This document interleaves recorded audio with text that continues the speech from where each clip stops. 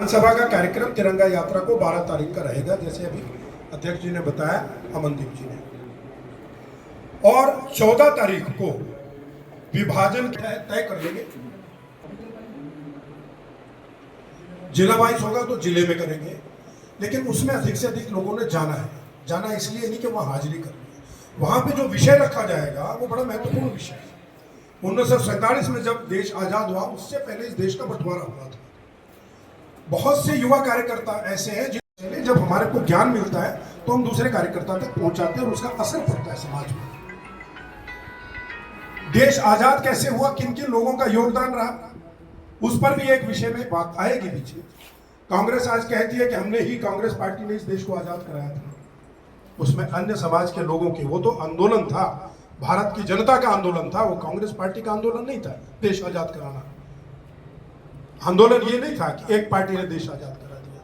ये जितने बड़े बड़े नेता हुए, कोई कांग्रेस पार्टी के नेता थोड़ी थे, चाहे सरदार वल्लभ भाई पटेल हो, सुभाष चंद्र बोस हो, शहीद भगत सिंह हो, है ना, ऐसे ऐसे बड़े लोग कांग्रेस पार्टी के नेता नहीं थे। तो इस सब के बारे में भी ज्ञान मिलता है। दूसरा विषय तिरंगा यात्रा का हो गया। तीसरा विषय विभाजन की विभीषिका, ये विषय हो गया। एक अब विषय आया था कि अभी दो दिन पहले BLA-2 की बैठक हुई थी, उसमें सभी BLA-2 उपस्थित नहीं हो पाए थे। मंडल अध्यक्ष यहाँ पे बैठे, महामंत्री यहाँ बैठे। आपसे निवेदन है कि मुझे ये सूची बना करके शाम तक दीजिए, कौन कौन BLA-2 उस बैठक में उपस्थित था और कौन कौन उपस्थित नहीं था, और जो उपस्थित थे क्या वही है BLA-2। वो BLA-2 हमारे अंतिम दिन में चुनाव लड़ने में और चुनाव लड़वाने में काम आने वाले हैं। और अभी वोट बननी है, वोट कटनी है, बूथ का कहीं से रचना बदलनी है। 1000 बूथ का वोट का बूथ है, 700-800 वोटर तो खुश है, लेकिन 200-300 वोटर को बहुत दूर अगर कोई बूथ पड़ रहा है तो उसकी भी एडजस्टमेंट हो सकती है, वो भी हम करवा सकते हैं। नए वोट बनने हैं, जो हमारे कुछ वोट ऐसा था, आपने देखा होगा चुनाव में, वो वोट थे ही नहीं, हमारे कार्यकर्ताओं के अपने परिवारों के वोट कटे हुए थे, उन वोटों को बनवाना भी है। तो ये सारा कार्यक्रम जो है वो अपने को करना है, तो BLA-2 का ये काम है। मंडल अध्यक्ष जी, आप लोगों को अभी मंडल प्रवास योजना हुई थी, उसमें जितने मंडल पे कार्यकर्ता शक्ति केंद्रों पे गए थे वो फार्म भरे गए थे। वो फार्म आप तक पहुंच गए या नहीं पहुंच गए, ये सुनिश्चित कर ले अपने मंडल के संयोजक से। और अगर वो फार्म सारे पहुंच गए तो उन फार्मों के माध्यम से धरातल पे कार्यकर्ता कोई और काम कर रहा है और गलती से जो पहले बना हुआ था उसी का नाम जिले की सूची में है और उसी का नाम प्रदेश की सूची में है, तो उस कार्यकर्ता को महसूस होता है कि काम तो मैं कर रहा हूं। और वहां नाम जब आता है, फोन जब आता है प्रदेश से, तो किसी और के पास जाता है। और गलतफहमी ये होती है कि वो कार्यकर्ता बोलता है मैं तो हूं ही नहीं जी BLA-2, मैं तो हूं ही नहीं बूथ का अध्यक्ष।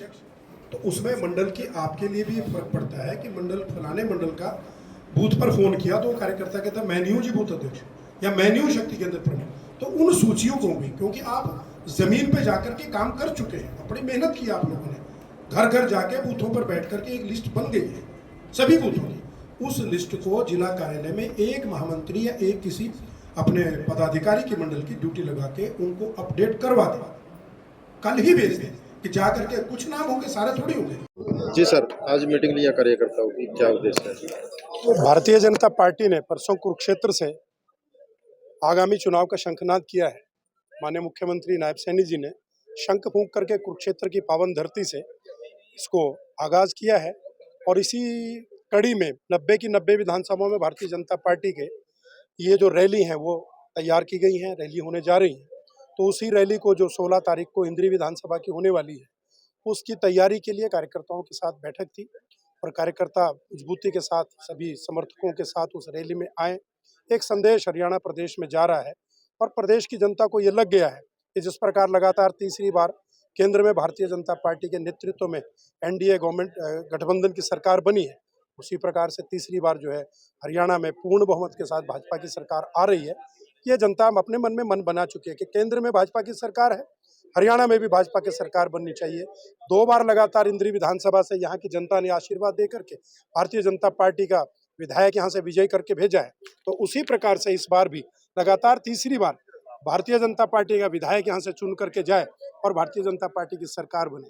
ऐसा ही निवेदन पार्टी के कार्यकर्ताओं के माध्यम से जनता के बीच में करने के लिए ये बैठक बुलाई है।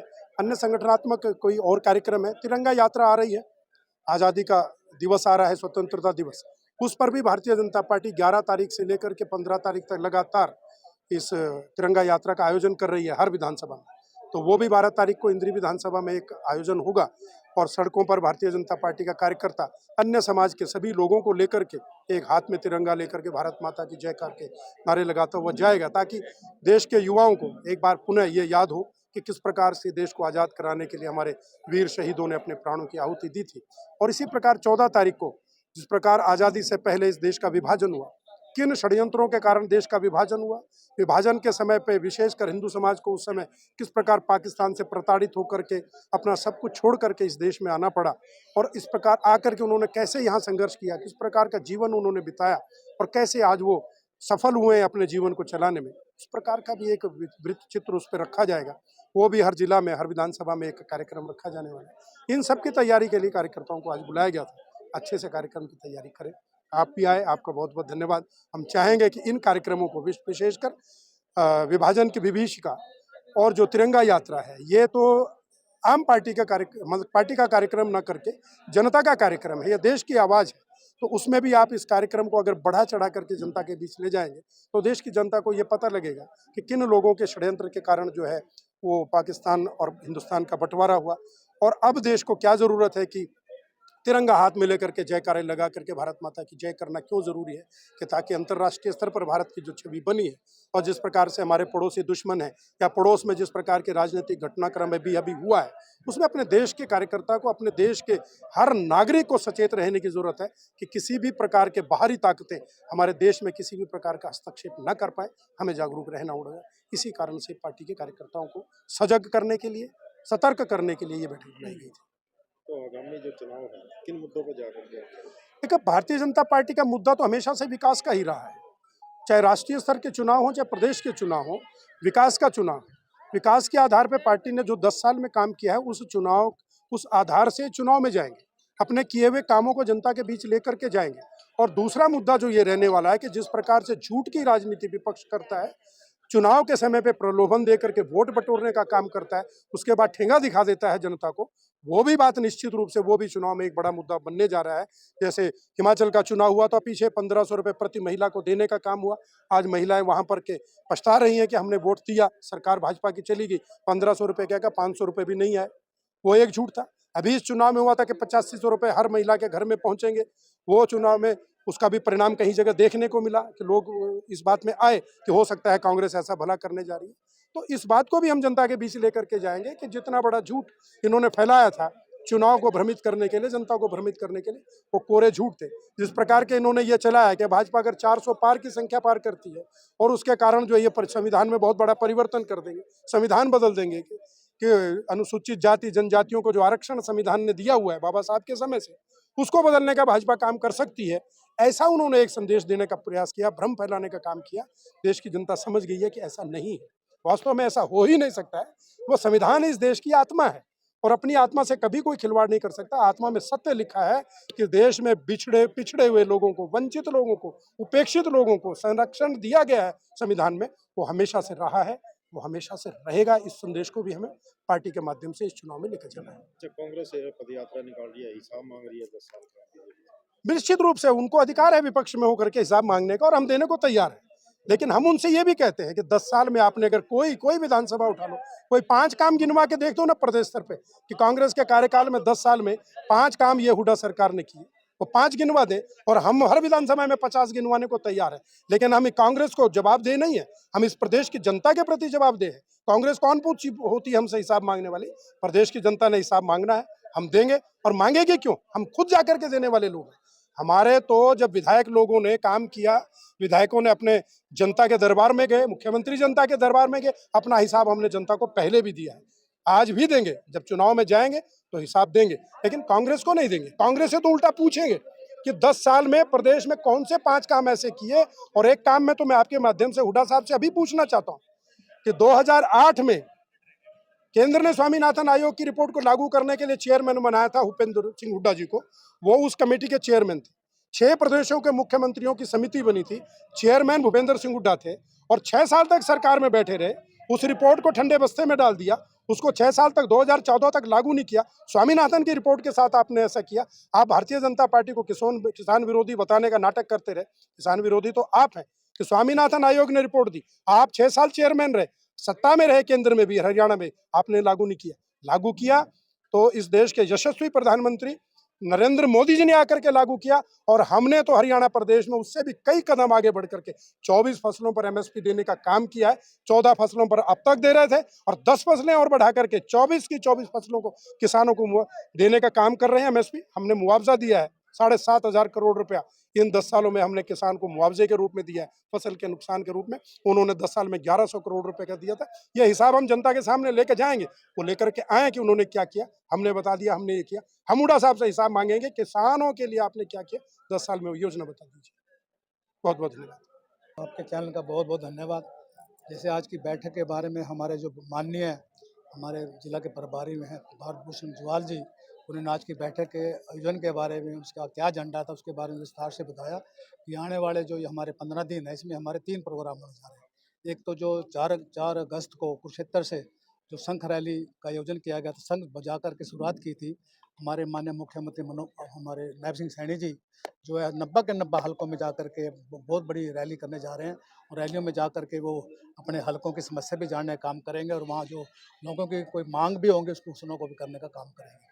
तो उस कड़ी में जो है आज की बैठक रखी गया। हमारे इंद्री में भी 16 अगस्त को जो है शाम को इंद्री में एक बहुत बड़ी जनसभा हल्के की रैली होने जा रही है। मतलब इसमें जो हमारे बहुत ही लोकप्रिय हमारे मुख्यमंत्री नायब सिंह सैनी जी और जो हमारे बहुत ही मेहनती और लोकप्रिय हमारे प्रदेश सकते हैं मोहनलाल बडोली जी और जो अभी अभी हमारे यहाँ से लोकसभा के एमपी चुने गए और जो उस सेंटर में मंत्री हैं हमारे माननीय मनोहर जी भी उसमें जो है संबोधन करेंगे उस रैली को। तो उसकी तैयारी के लेकर के आज की बैठक का आयोजन किया गया। तो सभी कार्यकर्ताओं ने एकजुट होकर के इस रैली को कामयाब करने का अपना अपना मन बनाया है, उन्होंने विश्वास दिलाया। तो मुझे उम्मीद है इसमें जो है हजारों के हमारे कार्यकर्ता सभी नागरिक यहाँ से हल्का से आकर के रैली को सफल बनाने का काम करें। एक ये तो थी रैली के बारे में। दूसरा अभी 15 अगस्त है, 15 अगस्त में हमारी पार्टी जो 15 अगस्त से पहले हर हलकों में गाँव में जो हर घर में झंडा लहराने का फहराने का लगाने का काम करती है। उस कड़ी में हमारी एक तिरंगा यात्रा भी जो है का भी प्रबंध इसमें किया गया, आयोजन किया गया हर हलकों से। तो उसी कड़ी में 12 अगस्त को हम यहाँ पर इकट्ठे होंगे तिरंगा यात्रा निकालने के लिए। यहाँ सारे कार्यकर्ता इकट्ठे होकर के बाजारों में मंडी से होकर के बाजार में जा कर के तिरंगा यात्रा को निकालने का काम करेंगे ताकि आने वाले समय में जो हमारे युवा बच्चे हैं ताकि याद करें भी हमारे को जो जिन लोगों ने हमारे को याद कराया था, स्वतंत्रता सेनानी है जिन्होंने देश को याद कराने के लिए अपनी कुर्बानी दी है, हमेशा हमेशा के लिए आने वाली पीढ़ियों उनको याद रखें। तो इसको झंडा लगाने का तिरंगा यात्रा करने का ये उद्देश्य रहेगा। लोकसभा जीत के बाद अभी हमारे माननीय मुख्यमंत्री नायब सैनी जी ने जो शंखनाद करके अभी पूरे हरियाणा में तीसरी बार भारतीय जनता पार्टी की सरकार बनाने की जो नींव कुरुक्षेत्र से रखी है और उनकी कार्यशैली को देख करके आज मेरे ख्याल से आप भी देखते हो पब्लिक के अंदर इतना उत्साह आज है, हमारे कार्यकर्ता के अंदर उत्साह, पब्लिक को उत्साह और नायब सैनी जी को दोबारा से आज जनता दोबारा मुख्यमंत्री देखना चाहती है। उसी कड़ी में 16 तारीख को इंद्री के अंदर एक रैली रखी गई है और जैसे विधायक जी ने भी बताया और प्रभारी जी ने भी बताया उसके लिए कि ये बैठक आज यहाँ बुलाई गई थी। कार्यकर्ताओं के अंदर खूब उत्साह है और 16 तारीख को जो ये हिसाब मांग रहे हैं, 16 तारीख को जनता यहाँ एक बार इकट्ठा होकर के इनको भारतीय जनता पार्टी के जो 10 साल का काम जो भारतीय जनता पार्टी ने किया वो भी देने का काम जनता इनको करेगी। और आने वाले जिस तरीके से हम पिछले दो बार से हम यहाँ विधानसभा का भी चुनाव भारी मतों से जीत करके जा रहे हैं और लोकसभा में भी आपने देखा अभी भी हमारी इंद्री से काफी अच्छी लीड दे करके हमने भेजी है। और आज आपके माध्यम से मैं ये आज अपने सभी भाइयों की तरफ से एक आश्वासन देना चाहता हूँ कि आने वाले टाइम में जो भी विधानसभा का चुनाव आएगा इंद्री हल्के से हम भारी मतों से यहाँ अपने विधायक को यहाँ से जिता करके भेजेंगे। घोषणाएं तो आपने देखा है कि किसानों के लिए क्या कर सकते हैं, सारे एमएसपी सभी फसलों पे एमएसपी, जो नहरी पानी का जो लगा करता वो जो था वो भी आज सारा माफ कर दिया और किसानों के लिए और जैसे BC को भी आरक्षण देने का काम पंचायत में किया। ऐसे काम आज जो ग्राउंड पे पब्लिक के हित में होते हैं, आज पब्लिक उसको हमारे जो माननीय मुख्यमंत्री जी नायब सैनी जी निरंतर कर रहे हैं। ठीक था जी। नमस्कार जी। आज हमारे यहाँ इंद्री मंडल की तीनों मंडलों की मीटिंग थी और इसमें सभी जो पदाधिकारी गण थे, कार्यकर्ता थे, वो सभी इस मीटिंग में शामिल हुए। और इस मीटिंग का जो मेन विषय था, जैसे 15 अगस्त आ रही है, उसके उपलक्ष्य में पार्टी ने झंडा, जो हमारा तिरंगा झंडा है, उसकी एक यात्रा इंद्री शहर में निकलेगी और सभी कार्यकर्ता और सभी जो भी प्रदेश इसके इंद्री हल्के के सारे मौजूद लोग हैं, वो सारे के सारे इसमें हिस्सा लेंगे। और 16 तारीख को हमारे बहुत ही प्रिय, लोकप्रिय, आदरणीय CM साहब नायब सैनी जी इंद्री में शिरकत कर रहे हैं और इंद्री हल्का में वो एक जनसभा को संबोधित करेंगे। और ये जो जनसभा है, इंद्री में जो हुए विकास 10 सालों में और जो रोजगार आम लोगों को दिए हैं, आम युवा बच्चों को दिए हैं, एक नई सौगात लेकर भी वो इंद्री में आएंगे। यहाँ के लिए बहुत ही महत्वपूर्ण जो योजनाएं हैं उनको भी यहाँ पर घोषित किया जाएगा। हल्की की कोई मेजर समस्या होगी या किसी ग्राम की कोई ऐसी डिमांड होगी, उसको भी पूरा करने का काम करेंगे। आज ये बैठक थी, क्या कहेंगे? देखिए, आज की बैठक का मुख्य एजेंडा जो हमारी रैली तय हुई है भारतीय जनता पार्टी की, उस एवज में पूरी विधानसभा से सभी कार्यकर्ता बुलाए हुए हैं और कार्यकर्ताओं में भारी उत्साह है। आने वाले विधानसभा चुनाव का शंखनाद भारतीय जनता पार्टी ने कुरुक्षेत्र में रैली करके इसकी शुरुआत कर दी है। शंखनाद हो चुका है, चुनाव नज़दीक हैं और पार्टी कार्यकर्ता बिल्कुल तैयार हैं चुनाव के लिए। तिरंगा यात्रा भी निकाली जाएगी जी, तिरंगा यात्रा का प्रोग्राम कल भी मैं अपना गुड़गांव गुरु कमल मीटिंग में था, गुरु कमल कार्यालय में, पार्टी का विधानसभा के सहप्रभारी होने के नाते। तो पार्टी का ये एक अभियान नरेंद्र मोदी जी ने, हमारे यशस्वी प्रधानमंत्री जी ने चलाया है, हर घर तिरंगा का, जिसमें देशभक्ति की भावना से ओतप्रोत कार्यकर्ता पूरे देश में घर घर जाकर अपना स्वतंत्रता, जो हमारे स्वतंत्रता सेनानियों ने जो शहीदियां दी हैं स्वतंत्रता के लिए, उसके लिए जागरूक कराएंगे। और देखिए, स्वतंत्रता के साथ साथ हमारी एक जो विभाजन विभीषिका रही, उसके संदर्भ में भी हमने एक मीटिंग का आयोजन करना है 14 अगस्त को। इसी सिलसिले में भी आज कार्यकर्ताओं को इस बारे में बताया गया, क्योंकि जो कौम अपना इतिहास भूल जाती हैं, उनके नामो निशान मिट जाते हैं। तो हमारा यही मानना है भारतीय जनता पार्टी के सभी कार्यकर्ताओं का कि हम भारत की आन बान शान का जो हमारा प्रतीक है तिरंगा, उसको घर घर ला रहे हैं। और साथ ही साथ कार्यकर्ताओं को इस बात का भी ध्यान देना चाहिए और जागरूक किया गया कार्यकर्ताओं को कि कहीं भी ऐसा ना हो कि जिससे तिरंगे की शान में कोई खलल आए, कहीं पर हमारा तिरंगा नाली में पड़ा मिले या कहीं गलियों में पड़ा मिले। इस टाइप का भी हमें ध्यान रखना है और एक सुनियोजित तरीके से इस तिरंगा अभियान को सफल बनाना है। तो जो 14 तारीख को कार्यक्रम क्या है, उसमें क्या रखने वाले? देखिए, उसमें हमारे पार्टी के मुख्य कार्यकर्ता शामिल होंगे और जो विभाजन विभीषिका जो हमने जिसको नाम दिया है, उसमें जो विभाजन के समय पीड़ित परिवार रहे, उनके जो आगे वंश वेल है, उनके जो वंशज हैं आगे, वो सब इस मीटिंग में आएंगे। उनको हम न्योता देंगे और बताएंगे, वो अपने एक्सपीरियंस बताएंगे, अनुभव बताएंगे, ताकि हमें पता चले कि उस टाइम के विभाजन में इस कांग्रेस की सरकार ने उन लोगों का बिल्कुल भी ध्यान नहीं दिया। चाहे कश्मीर की बात करो आप, कश्मीर से हिंदू पलायन, या उस टाइम पाकिस्तान विभाजन हुआ, बांग्लादेश का विभाजन हुआ। अब ये देखो आप, बांग्लादेश में ज्यादा पीछे जाने की जरूरत नहीं है, अभी लेटेस्ट में क्या चल रहा है, ये सब वही तो है। अब वहां से हिंदुओं को पलायन करना पड़ रहा है। अब देखो, वहां की प्रधानमंत्री तो बाय एयर इंडिया पहुंच गई, हिंदुस्तान पहुंच गई, लेकिन अगर हम इस बारे में जागरूक नहीं हुए तो हम तो हिंदू, एक ही राष्ट्र है हमारा, कहाँ जाएंगे। इस बारे में जागरूक होना बड़ा जरूरी है कि जो ये देश विरोधी ताकतें हैं, इनको निस्ते नाबूद किया जाए। इसीलिए ये सब भारतीय जनता पार्टी ने एक गैर राजनीतिक, इसको कहूँगा मैं, जो तिरंगा यात्रा का आयोजन किया जा रहा है, इसका मुख्य उद्देश्य यही है कि घर-घर जाकर लोगों को इस बारे में जागरूक करना। हुई थी, क्या निर्णय इसमें लिए गए? आज भारतीय जनता पार्टी के शक्ति केंद्र प्रमुख, पन्ना प्रमुख और त्रिदेव और ऊपर के सभी पदाधिकारी तीनों मंडलों के यानी केंद्रीय विधानसभा की बैठक हुई। उसमें मुख्य विषय एक ही रहा कि एक तो 16 तारीख को इंद्रीय विधानसभा की रैली होने जा रही है अनाज मंडी में 3 बजे। दूसरा 12 तारीख को तिरंगा यात्रा, स्वाभिमान यात्रा इंद्री के अंदर से होती हुई गुजरेगी हर साल की तरह।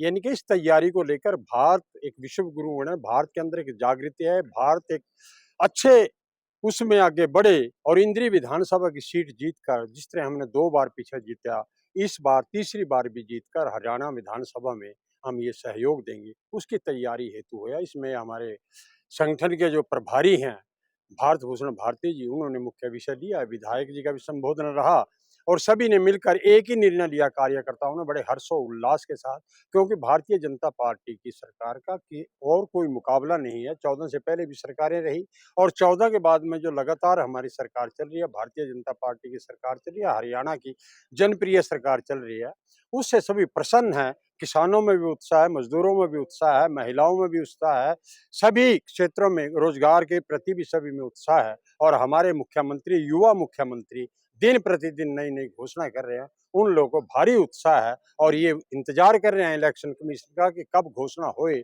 और कब उस डेट को हम दोबारा से भारी मतों से यहाँ का विधायक जिताकर भेजें। इसी की कड़ी में आज ये बैठक हुई।